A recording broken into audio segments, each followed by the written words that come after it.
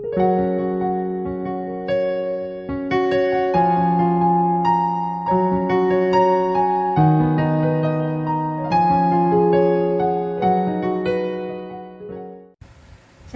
selamat pagi jemaat yang dikasih Tuhan, selamat hari Minggu. Pada pagi hari ini kita bersyukur oleh karena kasih anugerah Tuhan terus menyertai kehidupan kita, sehingga pada pagi hari ini kita dapat bertemu dalam layanan ibadah yang boleh kami laksanakan pada pagi hari ini. Baik, kita akan memulai ibadah kita pada pagi hari ini.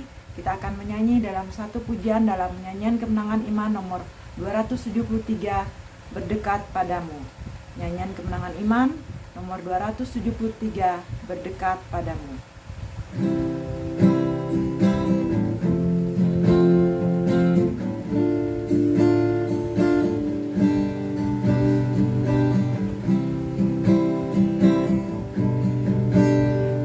Yesuslah yang ku miliki, yang tiada tinggalkan.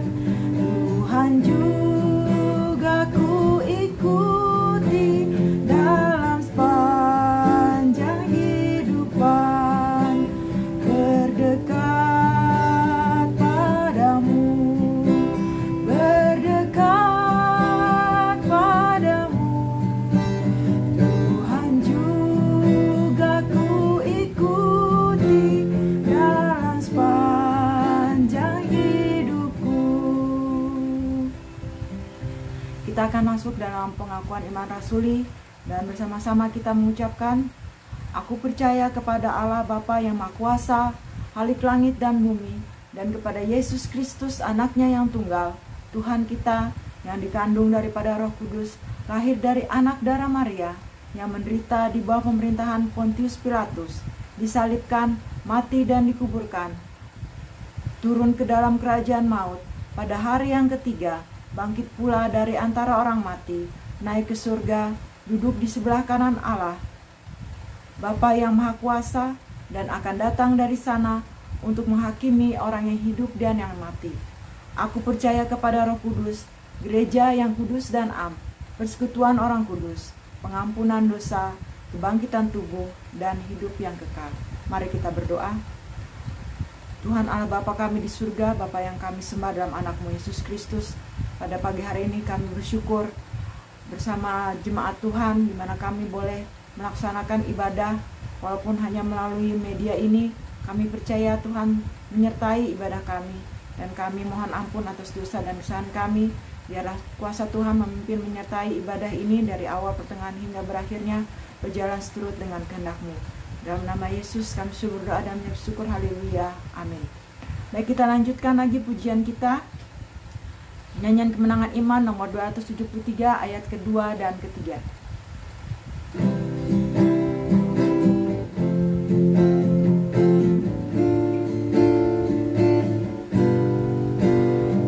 Kesenangan dalam dunia bukan yang ku pintakan, dengan suka aku kerja, hanya tolong ya Tuhan, berdekat padamu, berdekat padamu. Dengan suka aku kerja, hanya tolong ya Tuhan.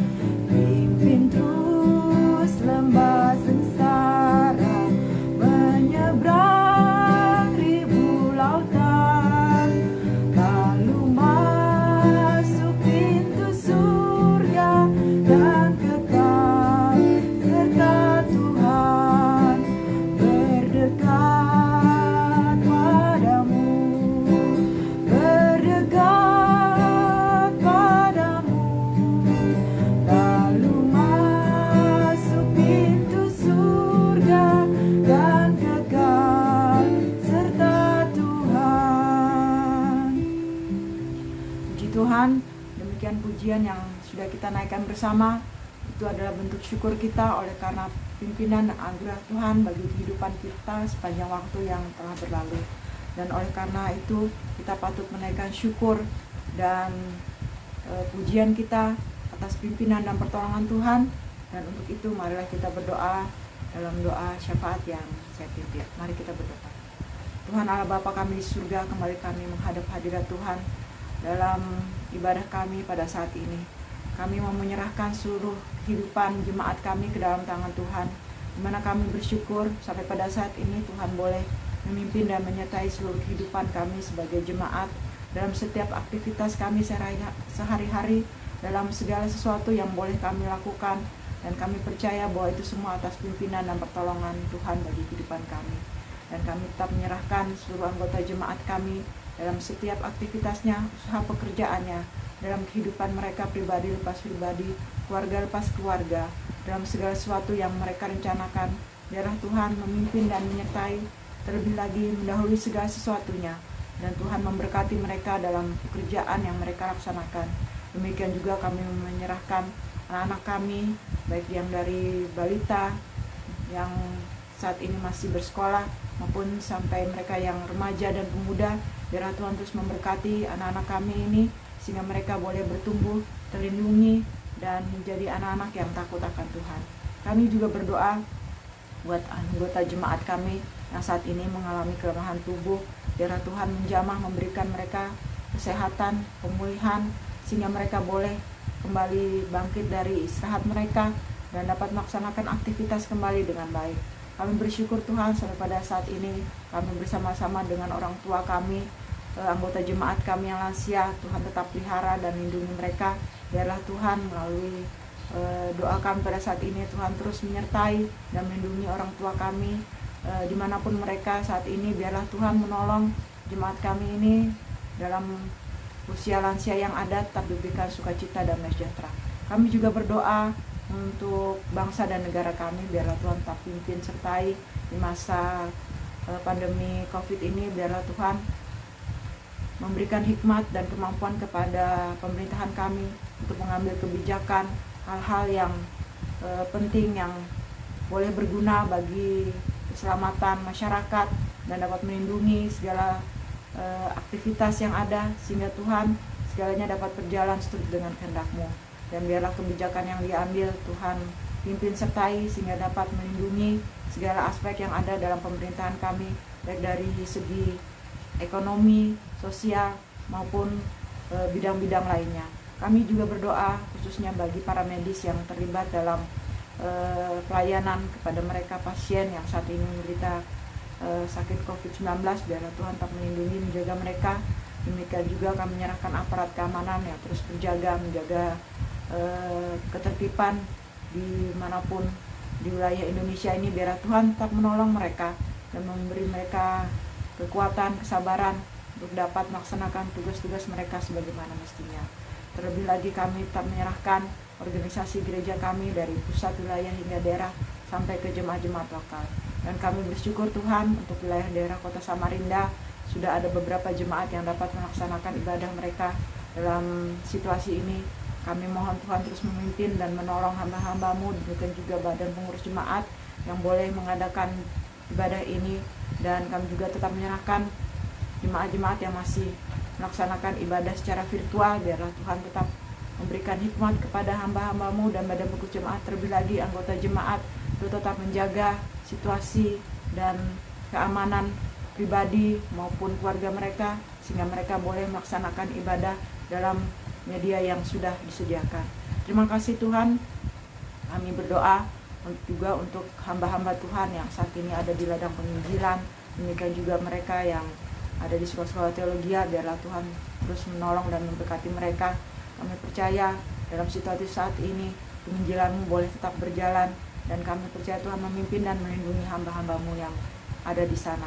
Kami juga bersyukur Tuhan pada saat ini kami boleh bersama-sama jemaat untuk mempersiapkan diri kami mendengar kebenaran firman Tuhan yang akan disampaikan oleh hamba-Mu. Biarlah kami semua yang mendengarkan pada saat ini diberkati dan dimampukan untuk memahami kebenaran firman Tuhan, dan biarlah hamba-Mu yang menjadi saluran berkat-Mu. Tuhan berkati. Terima kasih Tuhan. Inilah doa dan permohonan kami yang tidak sempurna ini, yang kami akhiri dengan doa yang Engkau ajarkan kepada murid-murid-Mu. Bapa kami yang ada di surga, dikuduskanlah namamu, datanglah kerajaanmu, jadilah kehendak-mu di bumi seperti di surga. Berikanlah kami pada hari ini makanan kami yang secukupnya, dan ampunilah kami akan kesalahan kami, seperti kami juga mengampuni orang yang bersalah kepada kami. Dan janganlah membawa kami ke dalam pencobaan, tapi lepaskanlah kami daripada yang jahat. Karena Engkaulah yang mempunyai kerajaan dan kuasa dan kemuliaan sampai selama-lamanya. Amin. Baik, kita akan menyanyi satu pujian untuk mempersiapkan hati dan pikiran kita mendengar kebenaran firman Tuhan. Dalam nyanyian kemenangan iman nomor 27, kita akan menyanyi ayat 1 dan kor. Nyanyian kemenangan iman nomor 27, ku berdiri atas firman-Mu, ayat 1 dan kor.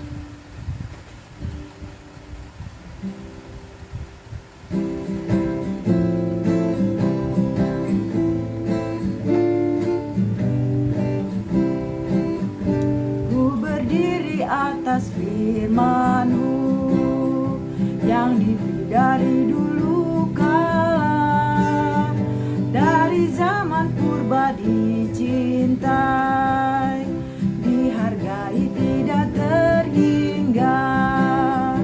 Ku berdiri atas firman-Mu meskipun dunia binasa. Pernah lenyap, ku berdiri atas firman-Mu. Puji Tuhan. Selanjutnya waktu pemberitaan firman Tuhan akan kami serahkan kepada hamba-Nya dan kepada jemaat Tuhan. Selamat menyaksikan. Biarlah firman Tuhan ini memberkati kita semua. Haleluya. Amin. Puji Tuhan, saudara-saudaraku yang terkasih dalam Tuhan Yesus Kristus. Selamat berjumpa lagi di dalam kesempatan kita pada hari Minggu ini, di mana kita berbakti memuji memuliakan nama Allah. Segala puji dan syukur kita naikkan kepada Allah Tritunggal Tuhan kita. Saudara-saudaraku yang terkasih, di dalam bulan ini masih kita membahas tentang doktrin dari gereja kita Kemah Injil, yaitu 4 Injil berganda, yang sekarang kita masuk dalam Yesus Kristus Pengudus. Oleh sebab itu, saudaraku, sebelum kita membaca firman Tuhan, saya ajak kita untuk berdoa untuk memahami kebenaran firman Tuhan ini. Mari kita berdoa. Bapa yang ada di surga, segala puji dan syukur hamba naikkan kepadamu Tuhan. Karena kasih setiamu lah yang telah memimpin menyertai kami, sehingga kami hidup di dalam pimpinan pertolongan Tuhan untuk menghadapi realita kenyataan dunia ini dengan pengharapan dalam kaki-Mu, kebenaran yang selalu menuntun kami. Terima kasih ya Tuhan Yesus Kristus. Oleh sebab itu, pimpin kami, sertai kami untuk memahami kebenaran firman Tuhan pada saat ini. Haleluya, amin. Saudara yang terkasih dalam Tuhan Yesus Kristus, oleh sebab itu saya akan membaca kebenaran firman Tuhan yang pada saat ini akan kita bahas. Terdapat dalam Injil Yohanes pasal 17, yang saya akan baca ayat 19. Saudara bisa membacanya dari ayat 1 sampai dengan ayat 26. Saya akan bacakan ayat 19 saja dulu untuk kita. Dan aku menguduskan diriku bagi mereka, supaya mereka pun dikuduskan dalam kebenaran. Saudaraku yang terkasih dalam Tuhan, karena bulan ini kita masih membahas tentang pengudusan, oleh sebab itu saya akan memberikan tema firman Tuhan pada minggu hari ini, yaitu dikuduskan dalam kebenaran. Saudaraku yang terkasih dalam Tuhan, apa artinya ini? Artinya adalah orang percaya dipisahkan dari dosa agar dipersembahkan kepada Allah untuk menjadi pertama sepeta dan segambar dengan Allah dalam Yesus Kristus, menuruti kehendaknya dan hidup dalam kasih-Nya. Inilah saudaraku arti dari apa yang kita bahas tentang dikuduskan dalam kebenaran. Oleh sebab itu, saudaraku yang terkasih, Yesus Kristus menguduskan dirinya seperti yang terkandung di dalam Yohanes pasal 17 ayat 1, 4 dan 5. Artinya kita dapat pahami sana bahwa Yesus dipermuliakan oleh Allah Bapa melalui karya keselamatannya sebagai korban penebus di dalam pengudusan, umat percaya menjadi orang-orang kudus. Sehingga melalui Yesus orang-orang kudus dapat memuliakan Allah di dalam kebenaran yang telah dinyatakannya. Untuk itulah saudara-saudara yang terkasih dalam Tuhan Yesus Kristus, orang-orang kudus dipisahkan dari dosa dunia ini untuk menjalani kekudusannya menuju kepada kesempurnaan. Artinya orang-orang kudus dibebaskan dari kutukan dosa dunia ini, sehingga mampu berubah dalam kekudusan menuju kesempurnaan di dalam Yesus Kristus. Oleh sebab itu, orang-orang percaya, orang-orang yang dikehendaki Allah, perlu dikuduskan dari kutukan dosa ini, dari kejatuhan Adam dan Hawa ke dalam dosa. Manusia sudah mengandung bibit dosa itu, dan kita perlu dikuduskan. Dikuduskan bukan berarti tubuh kita suci-suci mulia, tapi kita diperkenankan untuk hidup dalam kehendak Allah, dalam kebenaran Allah, dan menjalani pengalaman kekudusan itu menuju kepada kesempurnaannya. Seperti apa yang dikatakan Rasul Paulus, berubahlah oleh pembaharuanmu. Kita sudah diperbaharui oleh Yesus Kristus, dan kita menjalani upaya berubah itu di dalam kehidupan kita sebagai orang percaya. Saudaraku, berdasarkan kebenaran firman Tuhan, akan dipahami berapa hal dalam memahami tentang dikuduskan dalam kebenaran.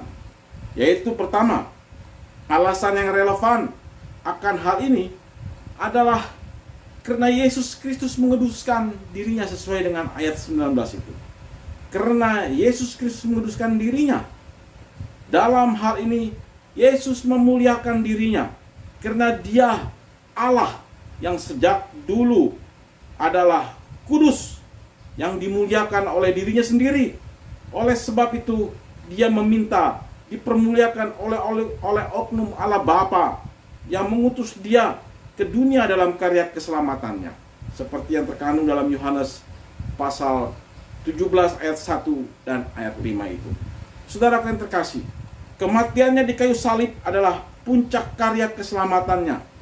Disitulah Yesus adalah kemuliaan Bapa sebagai korban pengudusan bagi umatnya. Yohanes 17 ayat 4. Karena hanya Dia yang berkenan menjadi korban pengudusan itu bagi Bapa di sorga. Sehingga hal ini menjadikan orang percaya dikuduskan di dalam kebenaran yang telah digenapi dan dikaryakan Yesus Kristus. Disinilah maksud Yesus Kristus menguduskan dirinya agar orang percaya dikuduskan dalam kebenarannya. Saudara yang terkasih dalam Tuhan, Yesus kembali kepada Bapa di sorga. Tapi kabar baik telah diajarkannya sebagai kebenaran yang menuntun orang percaya dalam kekudusan, di mana kebenaran itu diteguhkan oleh Roh Penghibur, oleh Roh Kudus yang diutusnya untuk menguatkan orang percaya dalam kekudusan, sehingga orang percaya terus beriman kepada keselamatan dalam kasih karunia-Nya dan memuliakan Dia, Allah yang kudus. Itulah dikuduskan dalam kebenaran, sehingga Dia dalam orang percaya dalam Dia. Saudaraku, inilah hal pertama yang harus kita pahami di dalam dikuduskan di dalam kebenaran itu. Sekarang yang kedua, saudara yang terkasih dalam Tuhan, berapa cara yang relevan bagi orang percaya hidup dikuduskan dalam kebenaran, yaitu sesuai dengan ayatnya yang kedua dan yang ketiga dalam pasal 17 itu. Mengenal Allah, ya, mengenal Allah dalam Yesus Kristus adalah mengetahui dan menyadari dengan segenap hati bahwa kuasa atas kehidupan dan kekekalan diberikan kepada Yesus Kristus dalam pengenalan kepadanya. Jadi kalau kita masuk dalam pengudusan itu, maka kita harus mengenal Yesus Kristus, Sang Juru Selamat itu, karena Dialah pengudus kita. Nah, sesuai dengan ayat ke-6 dan ke-8, ini hal yang kedua, menuruti firman-Nya dengan apa? Dengan menerima.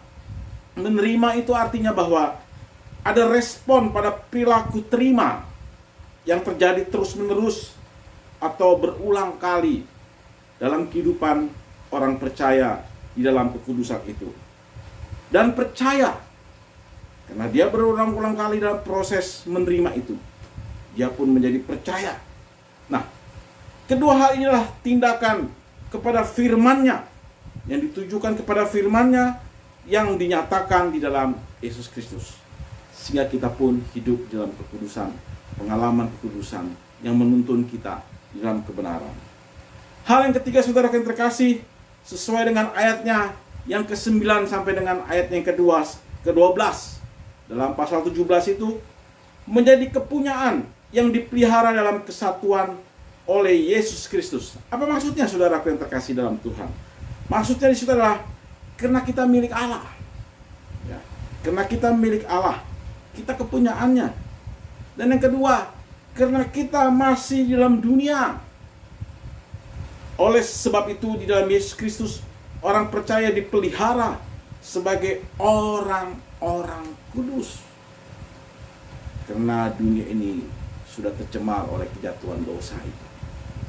Oleh sebab itu kita perlu hidup dalam kekudusan Allah oleh Yesus Kristus. Yang ketiga, untuk itu orang-orang kudus atau gereja Tuhan menjadi satu dalam Yesus Kristus. Hidup dalam pengudusan agar kita menjadi satu di dalam Yesus Kristus. Sehingga orang-orang kudus pun hidup dalam kebenaran yang dinyatakan Yesus Kristus oleh pengorbanan atau pengudusan sebagai penggenapan kitab suci. Oleh sebab itu kita menerima kebenaran itu. Dan kebenaran Injil itu tidak semudah itu untuk diterima orang yang bukan dalam pengudusan. Saudara yang terkasih dalam Tuhan, hal yang keempat dari Yohanes pasal 17 terdapat di dalam ayat yang ke-13. Bersukacita dalam Yesus Kristus. Karena apa? Karena Dia Allah yang berfirman kebenaran, penuntun kehidupan ini. Oleh karena kebenaran yang menuntun hidup kita, kita pun hidup bersukacita di dalam Yesus Kristus. Kemudian karena Dia Allah yang menjadi manusia dalam Yesus Kristus sebagai pembaharu dalam kabar baiknya, Injil kebenaran.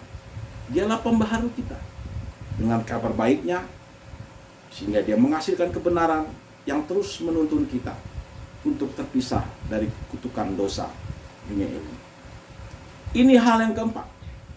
Hal yang kelima, saudara yang terkasih, cara yang perlu kita pahami untuk hidup kuduskan dalam kebenaran sesuai dengan pasal 17 itu terdapat di dalam ayat 14 sampai dengan ayatnya 18. Kehidupan yang dikuasai kebenaran firman-Nya yang kudus.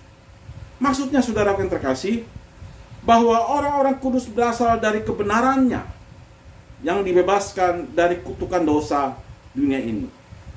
Artinya kita dibebaskan dari mati kekal, sehingga dosa ini membencinya, sehingga kita pun dibenci oleh dunia ini, ya, karena kebenaran yang dinyatakan kepada orang-orang kudus.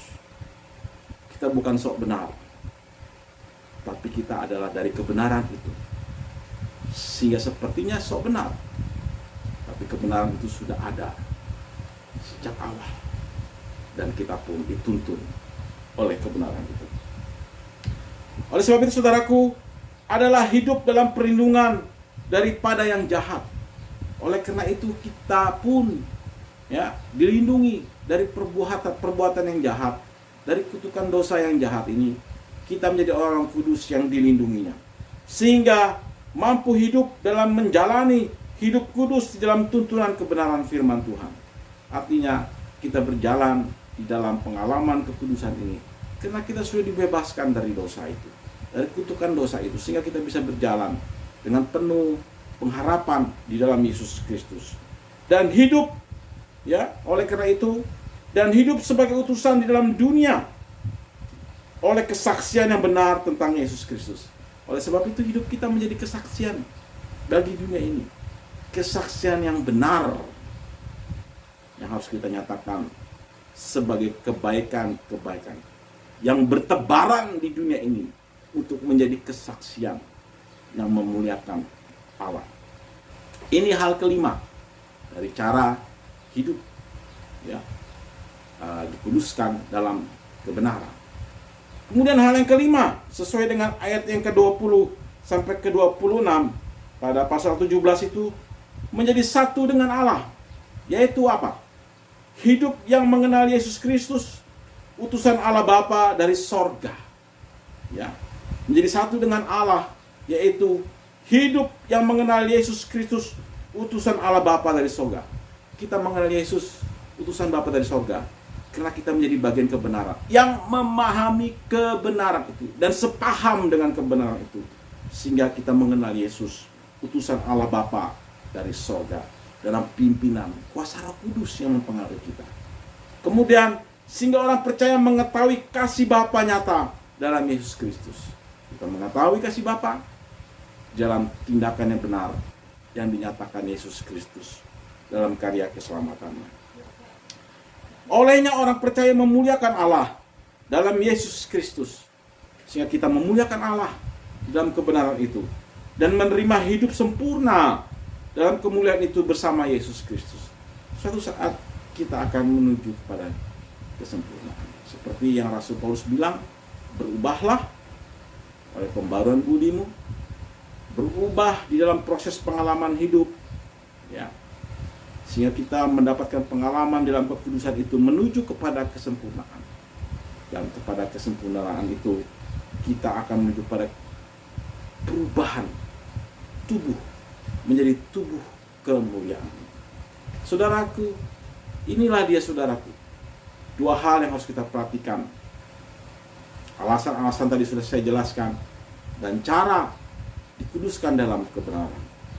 Sebagai orang percaya atau gereja Tuhan yang dikuduskan dalam kebenaran, berpijaklah kepada kebenaran Allah Tritunggal yang telah berfirman untuk dalam menghadapi kehidupan ini akan keselamatan kekal.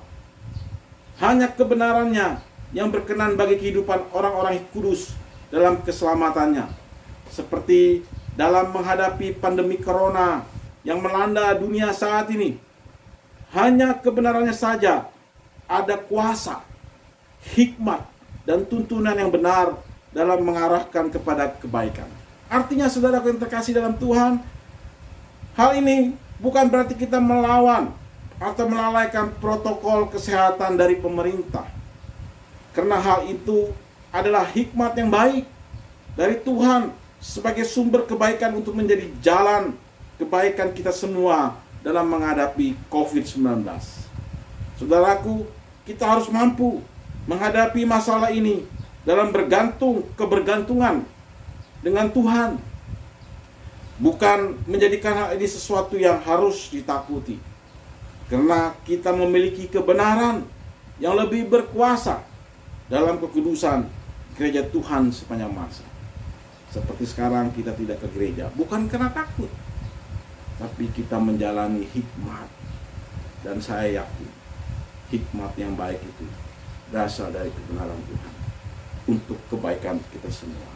Saudara yang terkasih dalam Tuhan Yesus, jadi dikuduskan dalam kebenaran bagi setiap orang percaya sebagai gereja Tuhan yang menanti kedatangannya yang kedua kali adalah realitas kerohanian Kristen yang berubah kepada kesempurnaan. Maka untuk itu, pertama, hidup yang di dalam dan menerima kekudusan oleh karya keselamatan Yesus Kristus. Jadi hanya hidup dalam Yesus Kristus, maka kita menuju perubahan kepada kesempurnaan yang dimaksud oleh Allah. Yang kedua, menjalani perjuangan dalam kekudusan yang diterima dalam kasih karunia bagi keselamatan. Saudara yang terkasih dalam Tuhan Yesus Kristus, itulah hidup orang-orang yang dikuduskan dalam kebenaran. Saudaraku, sebelum saya mengakhiri kebenaran firman Tuhan ini, saya akan membacakan Yohanes dalam pasal 17 itu pada ayat yang ke-17. Apa kata firman Tuhan di sana? Kuduskanlah mereka dalam kebenaran. Firman-Mu adalah kebenaran.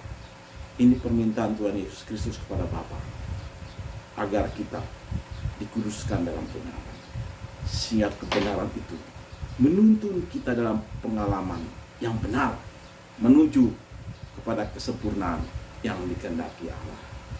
Mari kita berdoa. Tuhan Yesus berkati. Bapa di surga, terima kasih ya Tuhan, karena kasih setiamu sudah menuntun, memimpin, menyertai kebenaran firman Tuhan ini untuk kami pahami. Terima kasih atas berkat-Mu, atas kebenaran ini ya Tuhan. Biarlah kami menjalani kebenaran ini seturut kehendak Allah. Jemaat Tuhan yang terkasih dalam Tuhan Yesus Kristus, arahkanlah pandangan-Mu kepada Dia.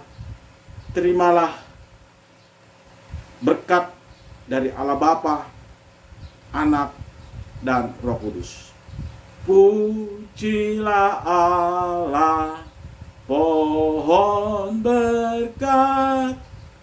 Puji Dia, segenap bumi, di surga pun memuji Dia. Bapa, Anak, dan Roh Kudus. Amin. Haleluya, saudara-saudaraku. Selamat hari Minggu. Tuhan Yesus memberkati kita semua. Amin.